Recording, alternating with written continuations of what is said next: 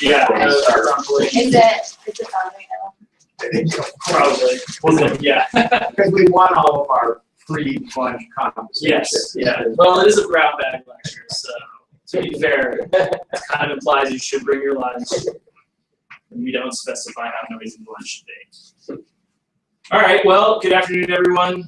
I think everyone in the room here knows me quite well, but for those of you watching via the web, my name is Zach Gorse. I am a team member from the Transportation Research Center on our UAS Unmanned Aircraft Systems project.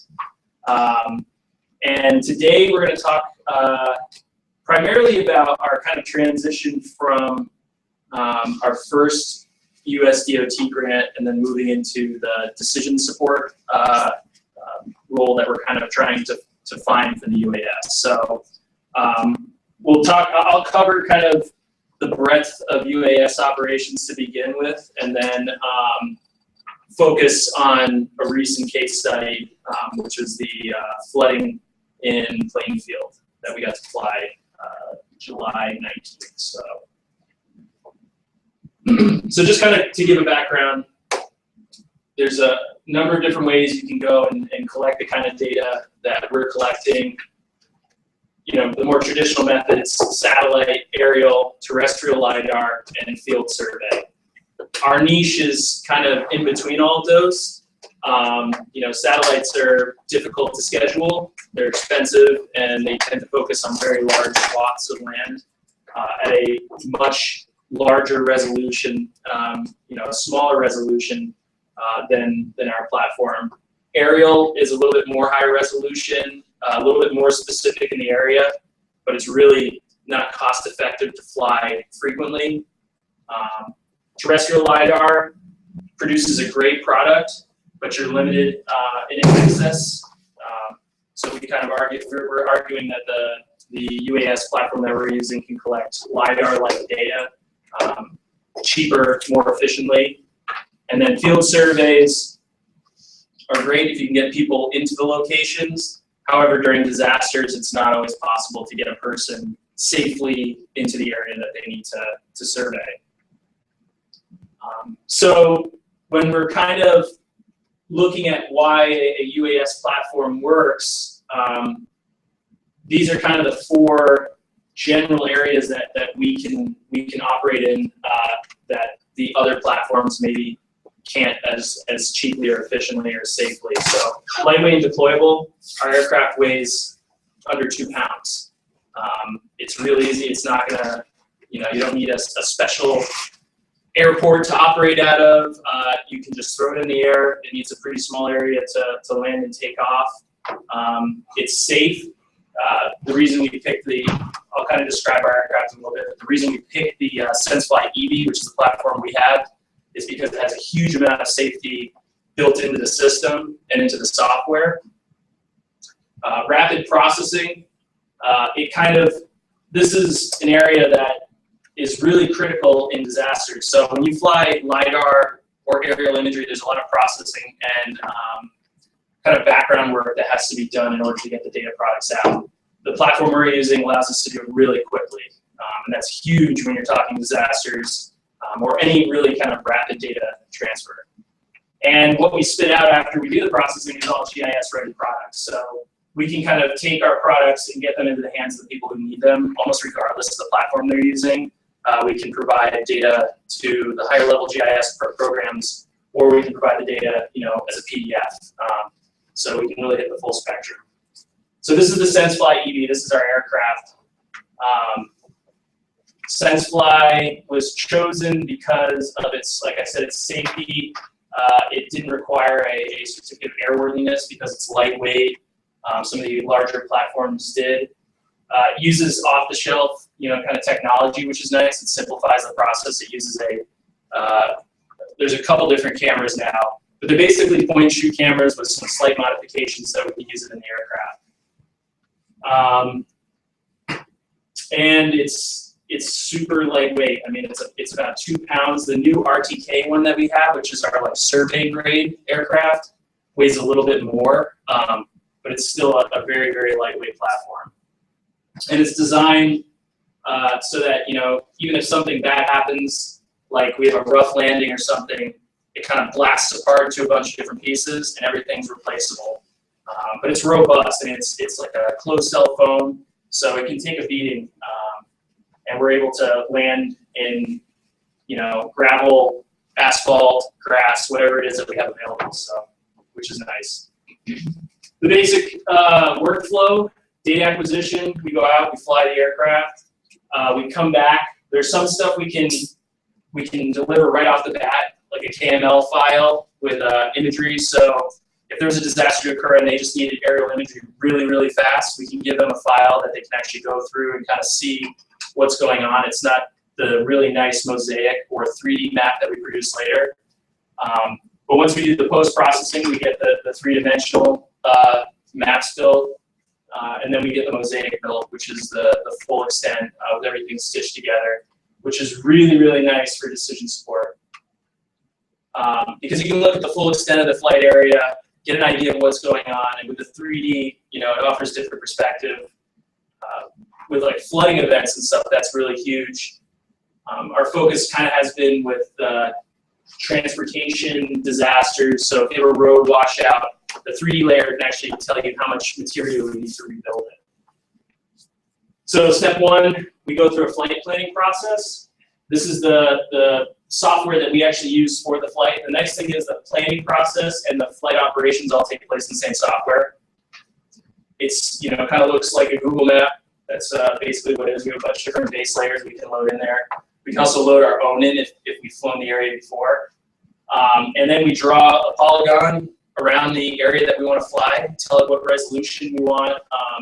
You know, there's a bunch of different options for flight parameters that we can enter in there. And the software builds a flight plan based off of that. We pick where we want it to take off, where we want it to land, where to come back if something happens. You can see along the top there's a bunch of different options for kind of different contingencies. So for instance, if something were to happen and we needed to land the aircraft immediately, we can push a little button that basically aborts the flight and crashes it into the ground, you know, where it's necessary. There's some new features that actually aren't listed in the top there. One of them is you can roll it, so if a bird is kind of coming a little too close. We haven't had any issues with birds yet, but there are videos online of eagles and stuff attacking. Usually it's quadcopter drones. Birds, for the most part, just kind of check out our stuff and fly around. This is Jarlath with the standard leg kick launch. It's pretty simple. You shake it 3 times, the propeller goes on, and you throw it, and it does its thing. It's really easy to launch. Anyone can sort of do it, which is nice. So we're able to build out different teams pretty rapidly. You really have to have some experienced people with the flight planning and the overall operations. But as far as like, if this was to go to other DOTs and stuff who are looking into this, the learning curve for the actual aircraft is not that significant. You know, we've learned, because we've flown almost 300 flights now, a lot of different things, but the basic operation is simple, which is nice. Let's see. Do you mind just clicking on that and see if the video plays? These are always whether videos will play or not.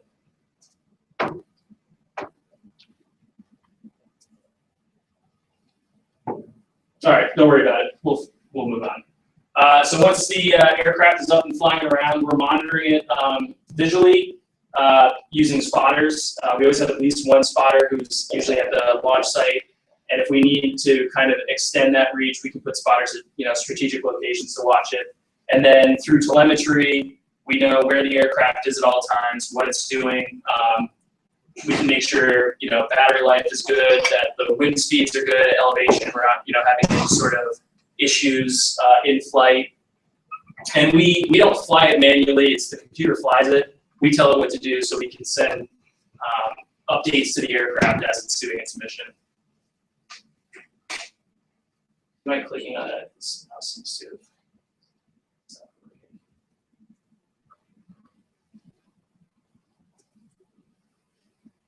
There we go. So then after we go around, we fly, we take the data that was collected, run it through the, this is post-flight Terra. This actually builds out the 3D map and stuff, and can be used for kind of navigating the three-dimensional aspects of it later. And then finally, we produce the deliverables depending on what's needed. What you see here is the RGB three-dimensional in the top left. The digital surface models are the colorized 3D maps, and then the bottom right is another 3D map mosaic. So just as a kind of comparison, this is kind of standard. If you were to go online and look at a base map, this is probably the higher resolution that you're going to see, especially in Vermont, where we're not collecting data that often through the satellite imagery. It's fairly low resolution as compared to what we're collecting with the EV, which is really high resolution. Here's an example of a 3D. What you see here is actually, it's not solid. They're points that are assigned in RGB color, basically.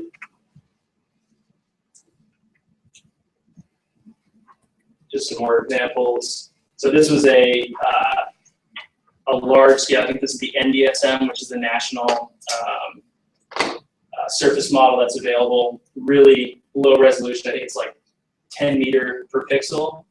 And then this is one that's produced after one of our flights. That's the exact same area. So if you're trying to do any sort of modeling where you need elevation model, it's really difficult to do it sometimes with just the products that are available. Again, here's a colorized surface elevation model, and in this case, we actually added contours as well. So one of the great strengths of having a UAS is that you can fly an area pretty rapidly, and that's helpful when you're doing change detection. So this is actually the Exit 10 roundabout that just got built in Waterbury. This was pre-construction, and then as it is today. And we flew this area pretty regularly. Again, these are more of the construction projects there. Some other options. This is downtown Montpelier. So for Montpelier, they were looking to do a study on parking spaces and availability.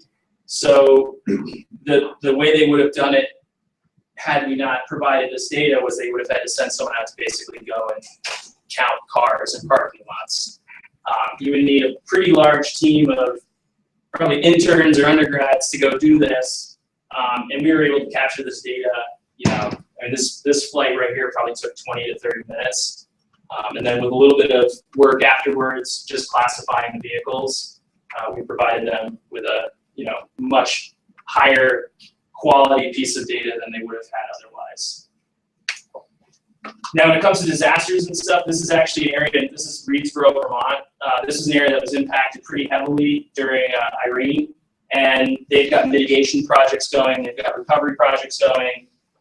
So we flew the area to actually help them to monitor a landslide that's kind of ongoing from erosion from the floods in 2011. And what we produced is a really high-resolution contour digital surface model. So the next time we fly, we can kind of give them an idea of how much that has progressed. And you can see there's a lot of buildings and stuff that are at risk here. So there's some that, I think the one that's right there is already condemned. But those other houses are not far away. So being able to monitor that pretty regularly is really helpful to them. We worked with a team that was doing basically the same thing from it was a National Soil Service, a federal agency. They were surveying it by hand, though, and going around with their GPS survey systems, and it takes a long time. It's really, it takes a long time to process that, and we did it very rapidly.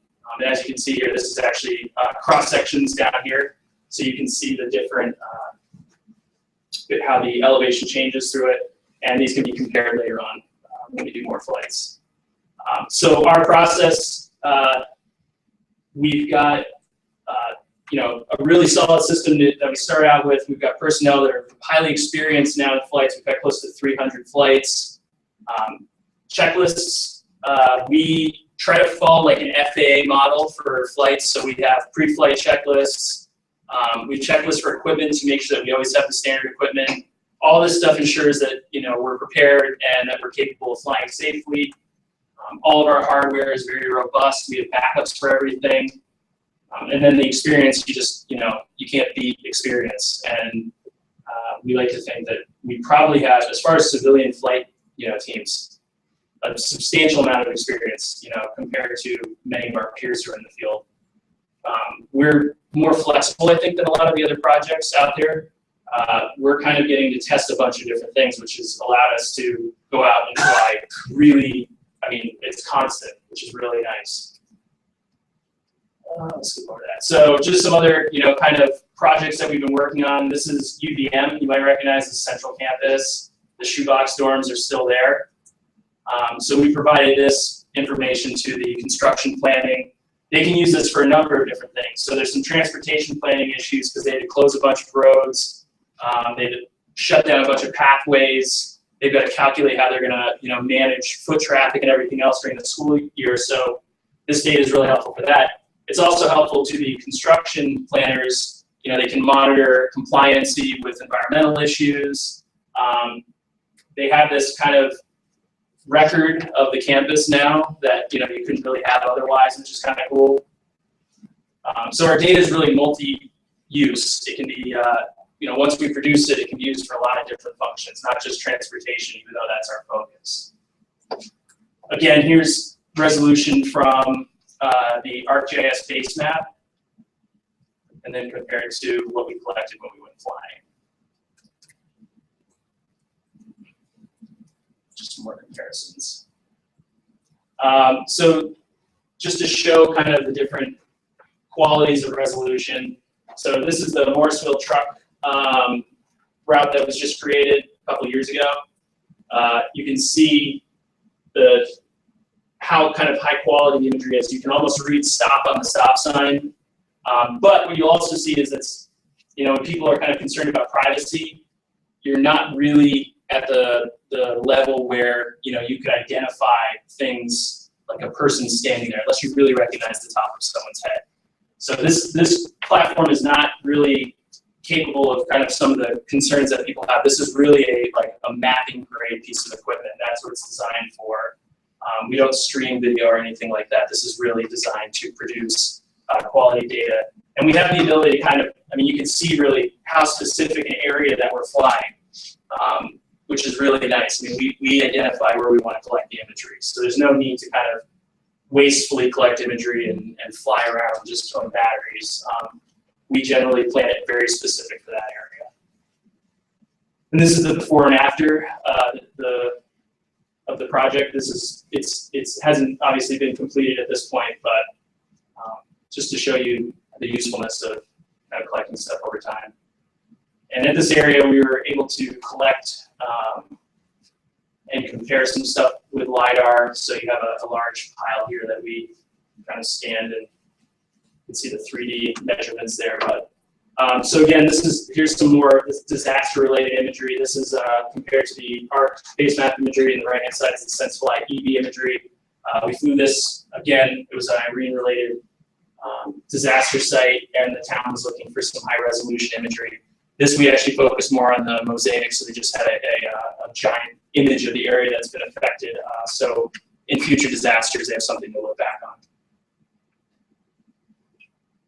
So again, to compare stuff to the LiDAR, this is the LiDAR, terrestrial LiDAR system that's pretty commonly used.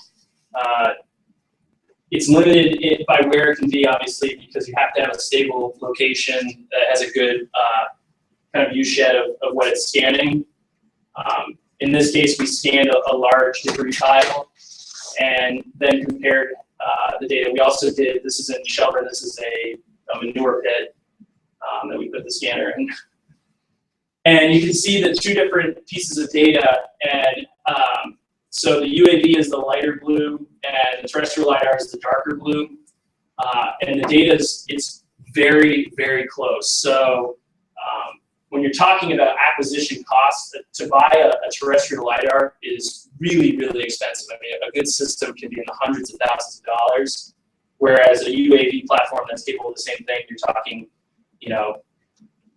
$100,000 or less kind of as an entry level, which is really nice. And when you're getting comparable accuracy, that makes it a pretty easy sell. Our new system's even more accurate. We haven't really compared, I think, the LiDAR. We have a project working with CEM, our SEMS right now, looking at watersheds, and we're comparing their terrestrial data to our UAV data. Would you mind going back to the comparison, Yeah. the pictures? And then the other ones. Yeah, so what you see here, this is the point cloud that's produced by the LiDAR. There's no, they didn't add the RGB component, so what you're seeing is basically just the data points. And on the right-hand side, it's essentially the same thing, but with the colorized points. The one on the left is actually a digital surface model, so it's True, stitching okay, all yeah. the points together. I should also, Noah is from the Spatial Analysis Lab. He largely focuses, or he's one of, I would say, more technically knowledgeable of the back end, the kind of processing stuff than I am. So I'll probably have him comment on some of this stuff.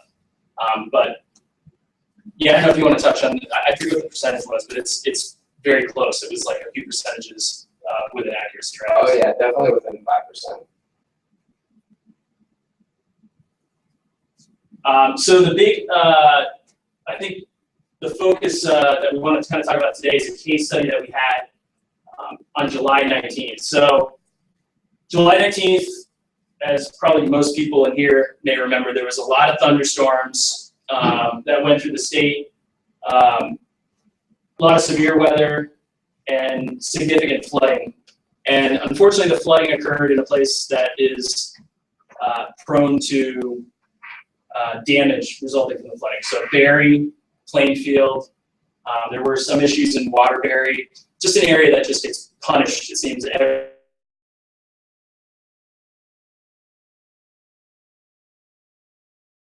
through. We actually started reaching out to our partners in the area, and they requested that we go and fly. We started with Plainfield because of their damage, and then after kind of figuring out that Barry also was suffering possibly, with some damage to structures that people were living in, we also started doing planning for them. So you can sort of see it here in the background. There's a bridge that was basically destroyed. It might be able to be repaired, but there's some undermining. The road was washed out. You can sort of see trees and logs.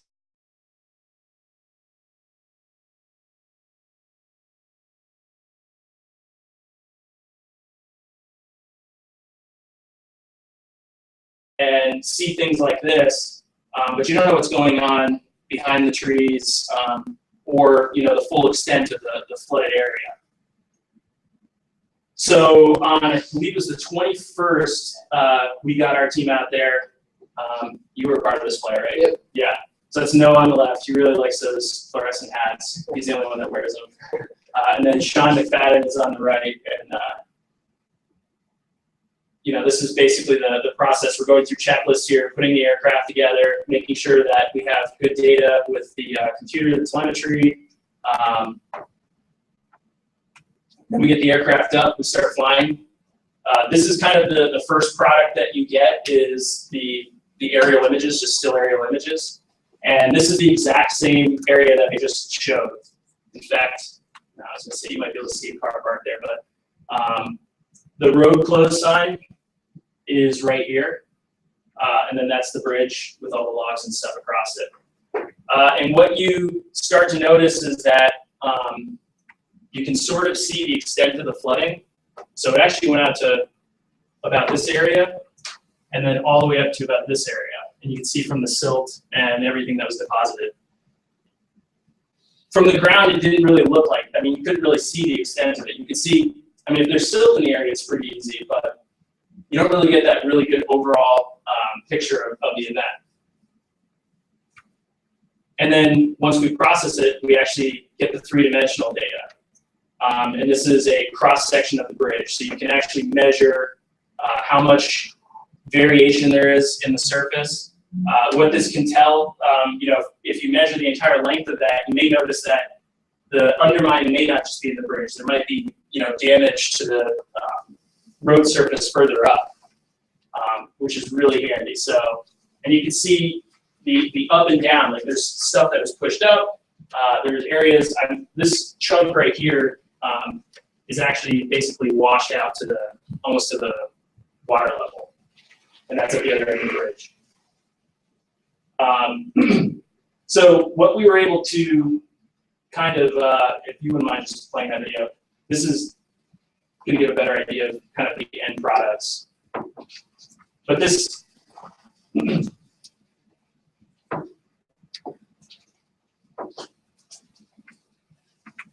there's some cheesy music that goes along with it.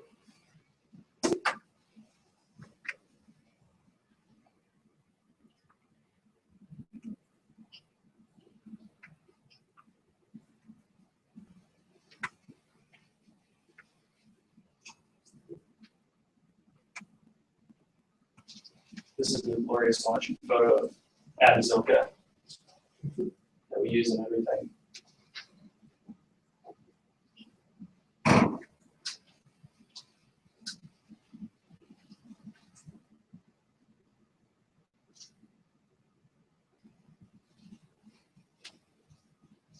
So from the data, we were actually able to start pulling together some really important information, such as the path of the brook had changed. There was new debris that had entered the brook. There was debris that had gotten washed downstream. And we started to identify these sediment deposits, which help us to figure out the path, basically where the river meanders, which is going to be really helpful for future mitigation planning, future response planning. This is the 3D map that was produced afterwards. Some of the concerns that were identified, we had trees that we found in the stream bed that were covered in live leaves and needles. So that means that they had been, supporting a hillside somewhere, and we're now in the water body. So those root systems are no longer providing stability. And it also means that we can kind of get an idea of the size of the storm and the types of damage to expect. So we know if we get this much rain again, that the erosion is going to be significant. And we can actually kind of quantify that because we've flown this area so many times now that we have data to compare to for over the course of almost a year now.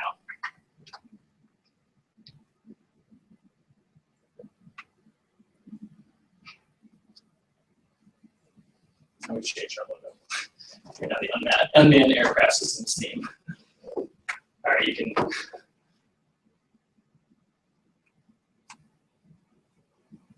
So really one of the cool things that came out of this was this comparison data. So here's a great example. So this is our May 12th. This is kind of the baseline flight that we were collecting after Irene, and we wanted a good baseline to compare it to future flooding. We didn't realize we were going to utilize it this quickly, but you can see on the left, this is the exact same place. There's no woody debris in the stream bed at all. And then on the right-hand side, now we have this new massive pile of trees. You can see some that are dead trees that probably came from upstream, but there's also a really large collection of previously living trees. And you can sort of see the way that the path altered on that. And what was interesting was you can't really see it from here, but we actually were walking around this, and the river had actually gotten right through that little tree canopy area in the bottom right-hand side. So it kind of just bypassed this corner. Again, you can see this is a little bit more recent. This was a June 25th flight. And it's just completely removed the large debris pile that was there.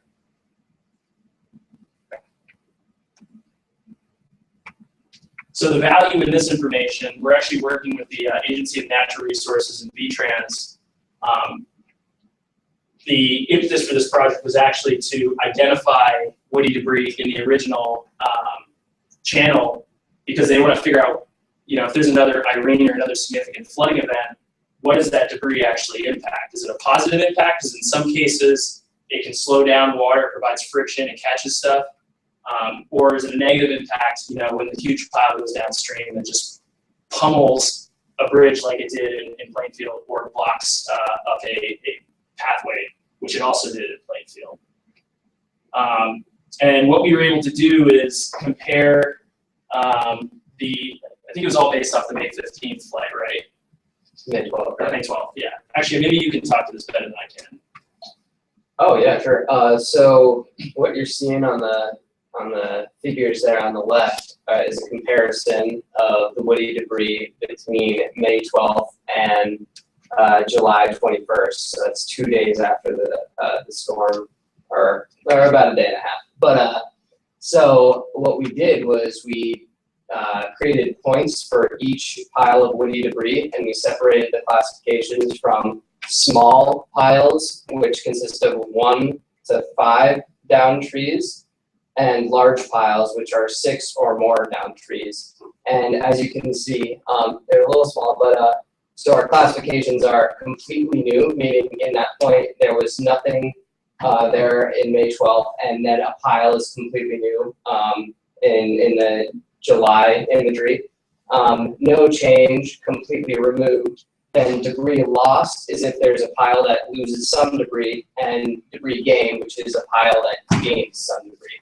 So what we found was in the small piles, pretty much there were tons and tons of completely removed small piles and completely new. So there was a lot of shifting between woody debris and in the smaller piles. And the larger piles, there, as you can imagine, there were fewer of them, but if you can see at the top, there's 8 completely new large piles, which is pretty substantial considering there's a tiny bridge right downstream from it, and a lot of no change as well. So maybe that could be contributing to what you were alluding to earlier, that these large debris piles can actually catch some debris, which would be, I guess the debris gained is only 1 there, so it maybe not as much of that, but yeah. So Yeah, we don't. I mean, the reason that the project was started was trying to understand that relationship, because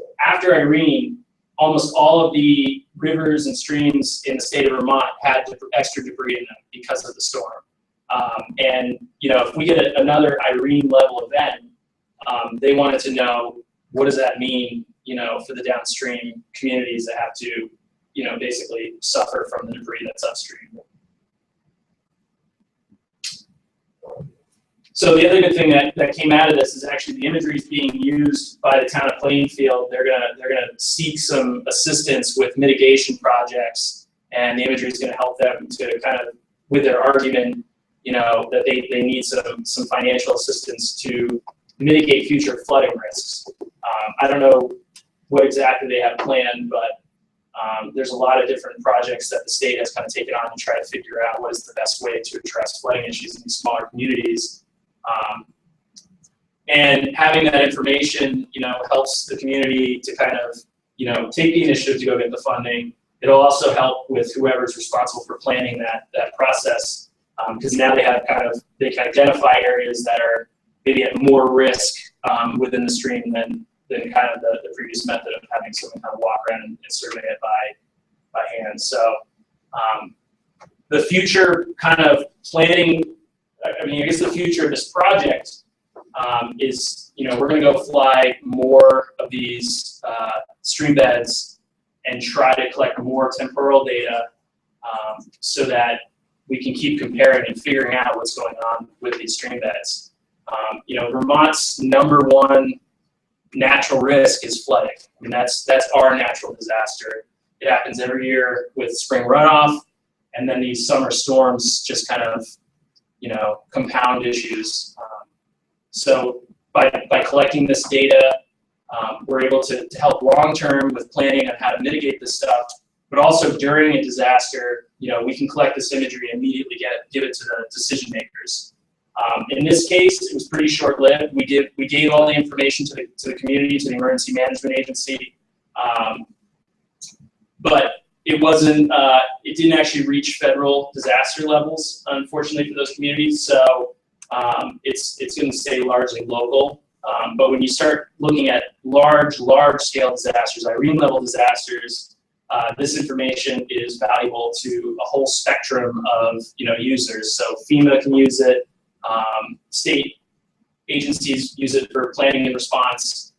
It's just really, it's nice that a local community can get access to this. There's no way like the town of Plainfield would have been able to hire, a plane to fly over the Great Brook for them to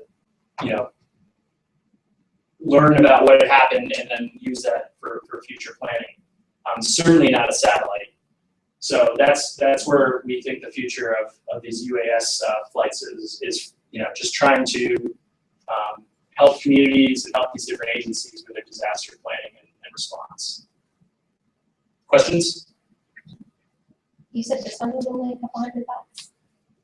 No, so the aircraft, the system itself is, we have I think it's $20,000 platform and then a $50,000 platform. The $50,000 one is an RTK, connects to a base station that helps correct its location, so it's a little bit more precise. And then, there's different software that we use. We have computer systems at the Spatial Analysis Lab that are pretty powerful, that allow us to process the data really quickly. But, you're still talking maybe sub $100,000 level is kind of like an entry. With really, you kind of want a backup platform in case you crash one or the other one doesn't work. So, it gets expensive, but when you compare it to the alternatives, it's substantially cheaper. An aircraft is, hundreds of thousands of dollars, and then when you're talking sensors attached to it, the level of training, and you're getting into millions of dollars. So it's right now, it's probably not something like a town would want to go out and purchase themselves. But that's kind of where we come in, is that there's an opportunity for us to be able to go and fly this right now with a grant for free, and we're hoping in the future for a really low cost as compared to any other option. And it's providing data that otherwise would never have been available to a community, certainly the size of Plainfield. It's way cost prohibitive to get this data. When you get into like really massive disasters, there are other platforms that will kind of come into play. But once the disaster's over, they're not going to come back and keep flying. So we kind of do a really good job of filling in the gaps. Again, some of the limitations of a UAS like this, it's got a flight time of 20 to 40-ish minutes. So it's not designed to replace an airplane, and it's not going to replace a satellite. But what we're kind of, our workflow is, if we were to learn of a disaster, we might utilize some of the satellite imagery to start kind of figuring out where things are. We're communicating with the state and the towns and RPCs and stuff to get reports from them. And then we go in with the UAS to get a more precise area. So you're talking really like probably tens of acres with this versus, an aircraft, hundreds of acres, and then satellites, probably thousands of acres. Can you go back to the Plainfield map and maybe here and just, maybe you can talk a little bit about how would the community, what kind of decision making could the community start doing to address, make this really actionable? So you've got points of debris and, accumulation from this particular storm. So. Right, I think that this analysis is kind of in its nascency, and we're using it to understand what the capabilities of debris mapping are. Our resolution, which is around 3 centimeters, is probably one of the first kinds of imagery that can actually conduct this analysis. So this is a really proof of concept, as well as a lot of people who are interested in the geomorphology of streams are really interested in this data and to develop conclusions from this. To be honest, I'm not quite sure what kind of actionable decisions are being made with this currently, but as you can see, we have a huge amount of debris that's getting washed downstream, and so we're kind of looking more at trends instead of looking more at the actual numbers here. So you can see, especially when huge woody debris pile that's much taller than myself. I think we don't have a picture up here, but Yeah. there's one of me standing next to a pile that is just gigantic. And I mean, I think this is just kind of really showing that. I think it was this pile, yeah. Just showing how damaging these trees can be, especially when one day they're there and the next day they're trying to get past a bridge. And I think the response that a lot of communities had after Irene was they wanted the debris out of the waterway, and they want to dredge the waterway so that there's, I guess it's easier to flow. We went and we rip-wrapped all the sides of these streams to kind of reinforce them, not really knowing what that's going to do in the future. So, I mean, it was a great response to get the roads back open and to kind of immediately mitigate the damage. But by now flying these areas repeatedly over the course of time, we're going to better understand what the impact of those types of reactions are. Because we may find that you don't actually want to go through and start dredging stuff. You may not want to start reinforcing things because those may not have effects right in that community, but then now the town downstream, by rip-wrapping all of the side of the stream, you've accelerated it downstream. So now you have a problem in another community. So trying to figure out how do we engineer, our way out of these disasters. I think in some cases, what this data will be helpful in is, with being able to map the meandering of the streams when you're talking about buyouts and these other, options post-disaster and using mitigation funding, it's going to make it an easier sell if you can show that the stream is going to continue to go back and forth through this area. It's not a good idea to rebuild here. I think this is kind of one of those things, like he said, this is a proof of concept. Only time is going to tell really what we learned from this.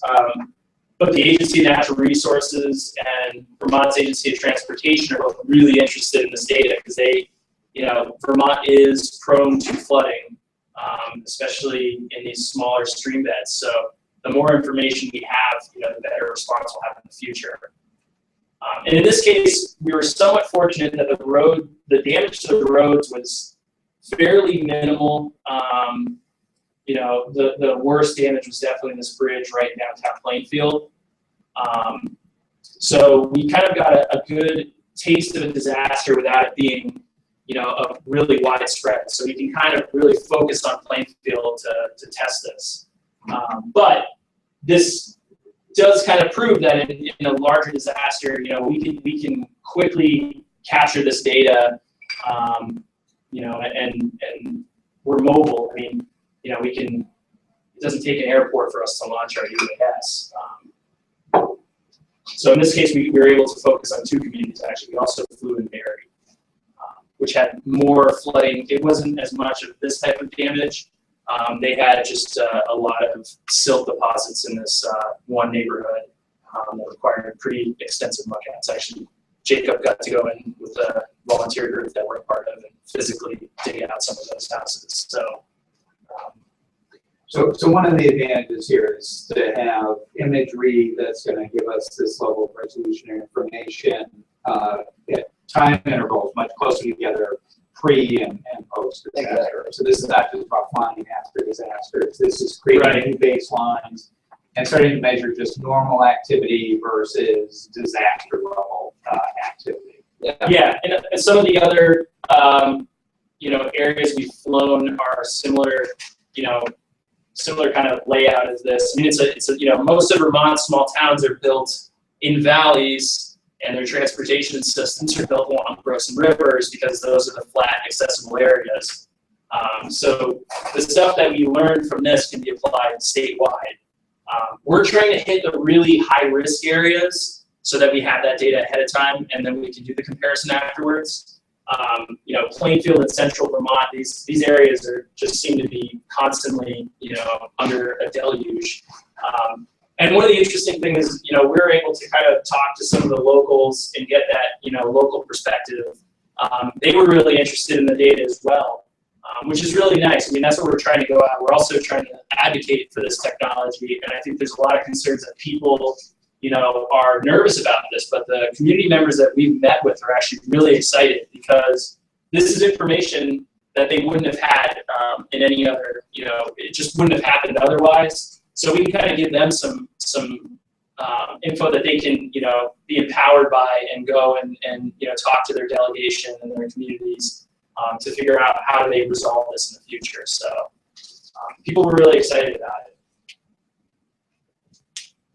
Also, I just want to add that Zach mentioned this earlier with the volumetric analysis, but if there are, God forbid, roads that do erode and collapse into streams or rivers, we can then take the data, the 3D point cloud that we have, and estimate how much fill needs to be used to rebuild that road. And if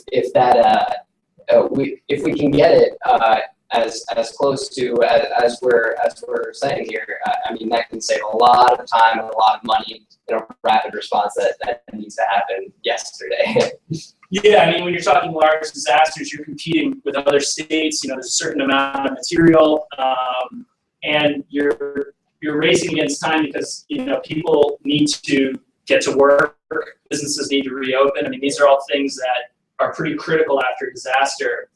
So the longer that the transportation infrastructure is out, that's huge economic impacts to the community, especially when you only have maybe a couple stores in your town. If that road isn't up and running, the stores are going to go out of business and people are going to start running out of stuff. So for rapid decision making when it comes to repairs, this is really useful. Plus, the alternative is sending people to kind of go and physically, walk these areas and survey them. And if you have multiple washouts along the route, you may not be able to even appreciate the amount of damage that's between the one that you can see and then the one you can see on the other side. So around the Killington area would be a really prime example. They had multiple washouts along multiple roads in that area. And of course, Roxbury was completely cut off for a certain amount of time. So if we could fly in, fly the UAS around and give them all these measurements, they'll know exactly how much material they need to get there, and they can start repairs much more rapidly. So that's handy. Plus, in a big scheme of things, when you start looking at road criticality or route criticality, which is some of the research that we're doing at the TRC, if you can marry those two, pieces of information, you can start to open up roads that have life safety issues or are just, critical to a community. So that's something, I think we're looking into in the future is how you kind of get all these processes together. Like this, in this case, it's awful that the bridge was damaged, possibly destroyed, but unfortunately there's actually several routes around the bridge so that, they can kind of take their time with the repair here. The community wasn't cut off. You can get to the other roads. But in the case of, a town where that bridge is the only way in or out, that plays that's much more important that they get that fixed rapidly. So, any questions, comments? About how high off the deck are we looking here? We are 400. Yeah, it might have been even a little bit lower. I'm trying to think of.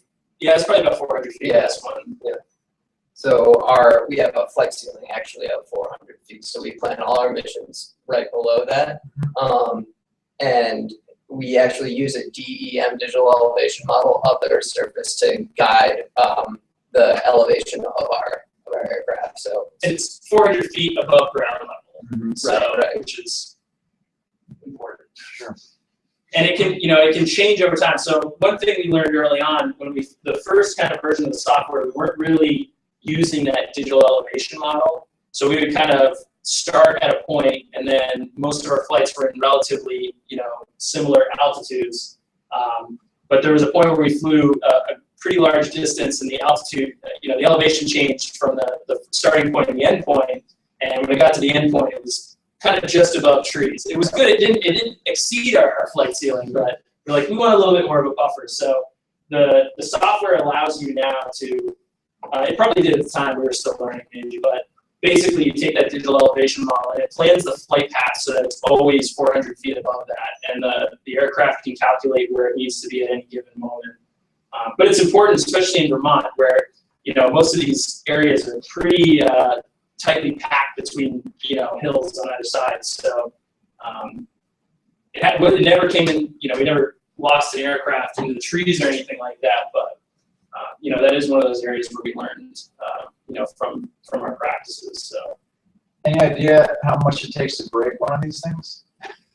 Quite a bit. I mean, it's similar. I'm trying to think of what material, like a Nerf football almost, but a little bit even more robust. I mean, it's designed so that if it impacts something, the wings pop off, the tail rotor pops off. It kind of just blows itself apart to disperse the energy, and then you just kind of put it back together. I mean, we haven't really had any major accidents. We had it impact a tree once coming in for a landing. It was a really narrow area, and it was really, all of a sudden a gust came out of nowhere, and it had it landed hard, but we flew it immediately afterwards. The only thing we had to replace was the tail rotor. It wasn't even, we probably could have used it, we just couldn't find it. It pops up. It's held on by essentially rubber bands, so it's designed if it impacts something, it comes off. Cool. And we've landed it on any sort of surface you can imagine. The only surface that it really has trouble with is snow, because it uses an IR sensor to know where it needs to do its final flare, and the snow doesn't give it the information it needs, so it just kind of goes into snow, which is fun when it's like 2 feet deep. Yeah. What about water? It's a lot of the same. The issues that we've had with water are less related to the flights and more related to the post-processing. So if you fly in a really large, like if we flew the lake and it doesn't have any points of reference on either side, land basically, it has trouble stitching the images together. Okay. So that's actually the bigger concern with water. And some people think, we produce a point cloud similar to LiDAR, but it doesn't penetrate water at all. So we can't do like bathymetry or anything like that. So that's one of the limitations of the platform. But that's a limitation using any sort of like photogrammetry, type of imagery. So, but we've landed wet grass. If it's really wet, it'll do something similar. Usually if it's like wet, deep grass, like in a field or something, but all the same, we've landed it in almost any condition you can think of. The nice thing about this, also, I probably should have touched on earlier. So when you're talking about some of the limitations of the other platforms, satellites. I mean, any of you who live in Vermont, it is cloudy here, at least 75% of the time. And so aircraft.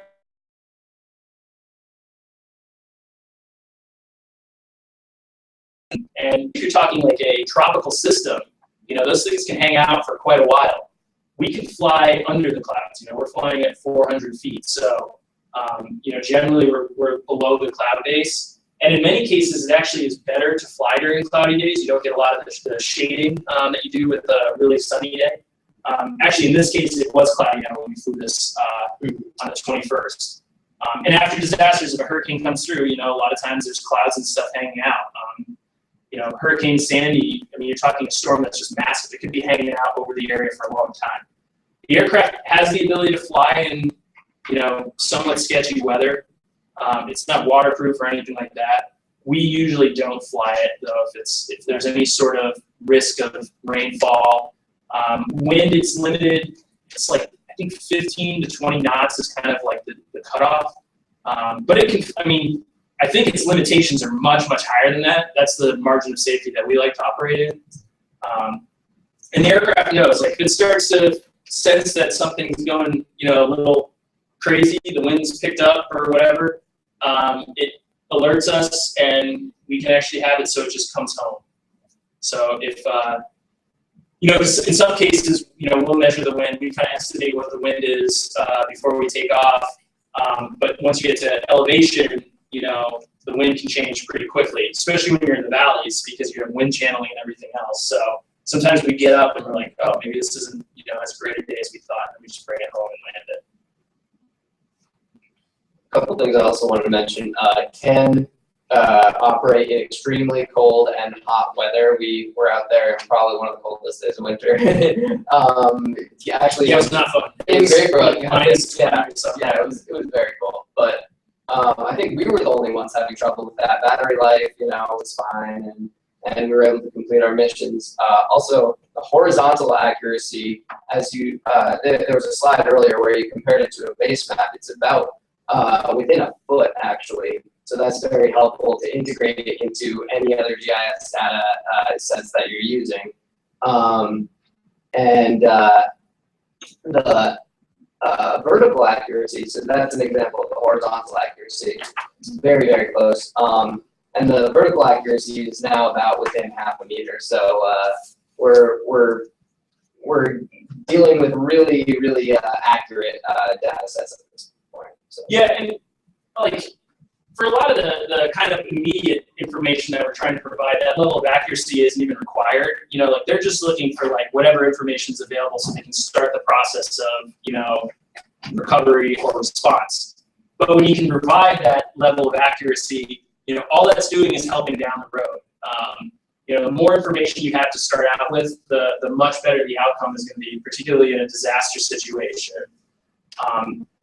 And then, I think we've been focusing largely on disasters, but, I just want to kind of restate that, there's a lot of purposes for these aircraft that we're discovering. Like the counting cars in the parking lot, that was like just pure like, oh yeah, I think we can do that. Like it was a study that was going on. They mentioned it, and we're like, all right, let's try and see what happens. And it worked out really well. And again, a parking lot study is not going to have the money to pay for an aircraft to fly over and get that data. So to be able to do it affordably is huge. And we're working with the full spectrum of transportation professionals, from private sector,